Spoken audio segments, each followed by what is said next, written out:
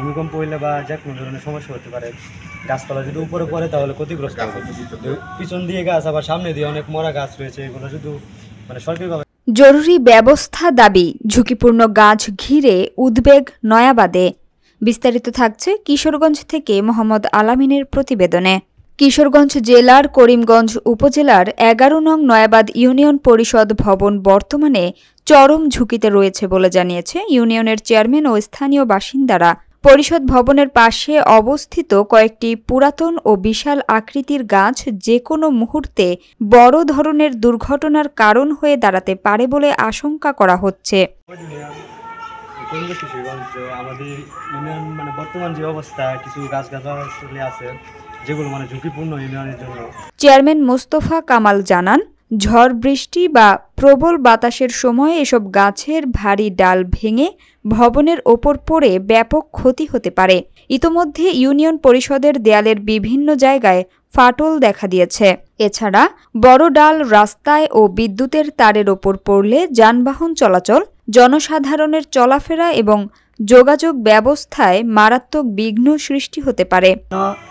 পরিষদে মরা গাছ আছে, এই গাছটি কাটার একটা ব্যবস্থা করার পদ্ধতি চিন্তাভাবনা করেন, এটা আমরা রিস্কের ভয় আছে। এলাকাবাসীর অভিযোগ, দীর্ঘদিন ধরে ঝুঁকিপূর্ণ গাছগুলো অপসারণের দাবি করা হলেও এখনও কোনো পদক্ষেপ নেওয়া হয়নি। ফলে পরিষদ ভবনে কর্মরত কর্মকর্তা, কর্মচারী এবং সেবা নিতে আসা সাধারণ মানুষ সবসময় ভয় ও আতঙ্কে থাকেন। আমরা অনেক সময় সেবা নিতে আসে, দেখি যে ইউনিয়নের অবস্থা খুবই খারাপ, ফাটল, ভূমিকম্প হইলে বা যে কোনো ধরনের সমস্যা হতে পারে। চেয়ারম্যান মোস্তফা কামাল বন ও পরিবেশ অধিদপ্তর এবং উপজেলা নির্বাহী অফিসারের জরুরি হস্তক্ষেপ কামনা করে বলেন, যে কোনো সময় বড় দুর্ঘটনা ঘটতে পারে, তাই দ্রুত সরজমিনে পরিদর্শন করে প্রয়োজনীয় ব্যবস্থা নেওয়া অপরিহার্য। এলাকাবাসীর দাবি, মানুষের নিরাপত্তা নিশ্চিত করতে সংশ্লিষ্ট কর্তৃপক্ষ যেন অতি দ্রুত ঝুঁকিপূর্ণ গাছগুলো অপসারণ বা যথাযথ ব্যবস্থা গ্রহণ করে।